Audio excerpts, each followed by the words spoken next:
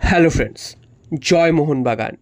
ISL নিয়ে সমস্যা অব্যাহত। আইএসএল আগামী মরশুমে হবে কি হবে না এইটা নিয়ে সবার মধ্যেই একটা প্রশ্নচিহ্ন এই মুহূর্তে জেগে উঠেছে। কারণ জানো, এফএসডিএল এর সাথে এআইএফএফ এর চুক্তির মেয়াদ 31 ডিসেম্বর শেষ হয়ে যাচ্ছে, অর্থাৎ হাতে কিন্তু 6 মাস রয়েছে। তবে আগামী যে লিগটা চলবে সেটা কিন্তু প্রায় এপ্রিল অবধি চলবে। তাই আগামী বছর কি হবে এইটা নিয়ে কিন্তু সবার মধ্যেই প্রশ্ন যে আইএসএল আদৌ হবে কি হবে না। কারণ আইএসএল কিন্তু চাইছে যে তাদের অনেক নাকি লস হয়েছে এই 10-15 বছর লিগ চালিয়ে, এবং তাই জন্য তারা চাইছে তাদের কস্ট কাটছাট করে অনেকটা কমিয়ে দিতে এবং এআইএফএফকে অনেক কম টাকা দিতে। তবে এআইএফএফ কিন্তু সেটা চাইছে না, কারণ সেটা হলে এআইএফএফ এর অনেকটাই ক্ষতি।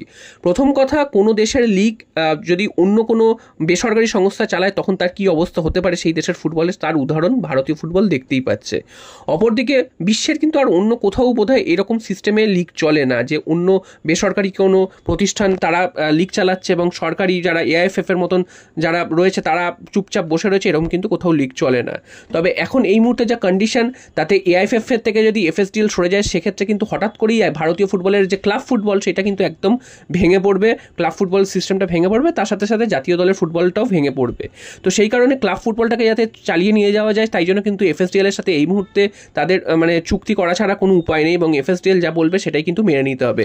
তবে এফএসডিএল এখানেই কিন্তু সবথেকে মজার দুটো পয়েন্ট রেখেছে, সেটা হচ্ছে ভারতীয় ফুটবলের যে প্রধান দুটো পয়েন্ট তারা রেখেছে যে ভারতীয় ফুটবলে কোনো রকম অবনমন থাকবে না, অর্থাৎ আইএসএলে কোনো রকম অবনমন আগামী 10 বছর কোনো থাকবে না।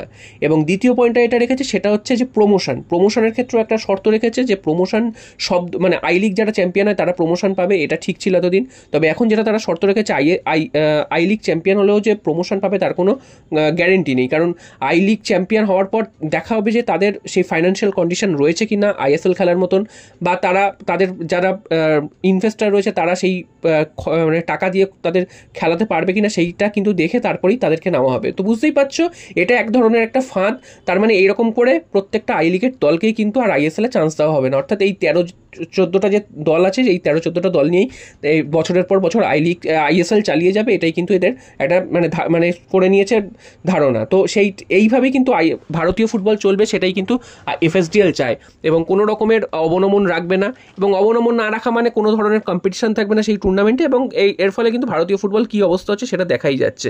এবং এই মুহূর্তে যা কন্ডিশন, এআইএফএফ এর হাতে কিন্তু আর কোনো অপশানও নেই যে তারা অন্য কোনো কিছু থেকে উপায় বার করবে বা অন্য কোথাও চলে যাবে এফএসডিএল এর সাথে চুক্তি ভেঙে। তো তাদেরকে এটা মেনে নেওয়া ছাড়া সেই অর্থে কিন্তু কোনো আর উপায় নেই। তবে এটা যদি মেনে নেয় সেক্ষেত্রে কিন্তু আবার ফিফা এএফসি গাইডলাইনের কিন্তু উল্টো হয়ে যাবে, কারণ ফিফা এএফসি এরা কিন্তু বলে যে সবসময় একটা দেশে একটাই লিগ হওয়া দরকার এবং সেখানে অবনমন থাকবে, প্রমোশন থাকবে।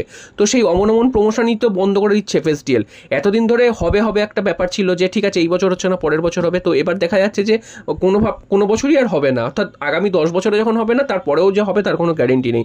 এবং এফএসডিএল যে তারা ফুটবল চালানোর জন্য এসেছিল, তারা দাবি করে বা লেটস ফুটবল তাদের যে স্লোগান সেটা যে একদমই ফালতু কথা সেটা কিন্তু এবার বোঝা যাচ্ছে, কারণ তাদের ফুটবল ডেভেলপমেন্টের দিকে তাদের কোনো নজর নেই। তাদের শুধু পয়সা, কোথা থেকে ভিউয়ারশিপ আসবে, কোথা থেকে কিভাবে তারা টাকা কামাবে, এটাই কিন্তু তাদের উদ্দেশ্য।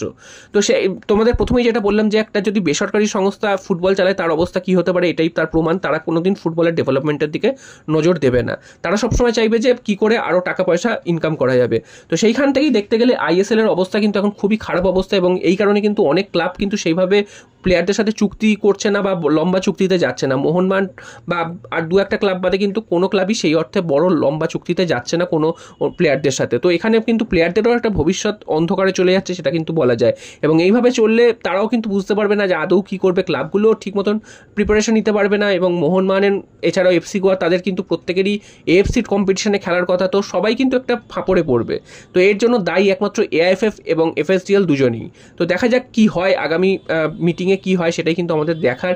এবং এর ফলে কিন্তু বেশ কিছু ক্লাব তারা খারাপ পারফরমেন্স করেও দিনের পর দিন টিকে থাকবে আইএসএলে বা সর্বোচ্চ লিগে টিকে থাকবে। এটাও কিন্তু একটা খুব খারাপ বিজ্ঞাপন যে দিনের পর দিন খারাপ পারফরমেন্স করছে, যেমন হায়দ্রাবাদ এফসি বা ইস্ট বেঙ্গল, এরা দিনের পর দিন খারাপ পারফরমেন্স করছে, এদের কোনো চারও নেই যে ভালো পারফরমেন্স করবো ওপর দিকে যাবো, তার কোনো নেই, কারণ তারা জানে যে আমাদের তো কোনো অবনমন হবে না, কিছু হবে না, তো আমরা নিচেই থাকবো, কোনো ব্যাপার না, দিনের পর দিন খেলে যাবো, পয়সা কামিয়ে যাবো, সমর্থকদেরও কিছু দেখার দরকার নেই, সমর্থকদের কি হচ্ছে তাদের কি যায় আসলো, তাদের কিছু যায় আসে না, পয়সা পাচ্ছি, লাভ করছি, চলে যাচ্ছি, আমরা 10-এ থাকি, 13-এ থাকি, 12-এ থাকি, কিছু যায় আসে না। তো এইভাবে কিন্তু ভারতীয় ফুটবল চলছে।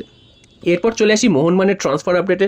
মোহনবাগান ট্রান্সফার আপডেটে এই মুহূর্তে বেশ অনেকগুলো নাম শোনা যাচ্ছে, তবে এই মুহূর্তে যে নামটা দুদিন আগেই আমি জানিয়েছিলাম কিয়ান নাসেরির কথা, তো কিয়ান নাসেরি কিন্তু আমাদের মোহনবাগানে আবার ফিরে আসছেন, এটা প্রায় কনফার্ম হয়ে গেছে। আগামী 2-3 দিনের মধ্যে এটা অফিসিয়াল হয়ে যাবে, সেরকমটা কিন্তু জানা যাচ্ছে। তো কিয়ান নাসেরি 1 বছর আগেই মোহনবাগান ছেড়ে গেছিল, কারণ তিনি গেম টাইম পাচ্ছে না, তার একটা এরকম দাবি ছিল।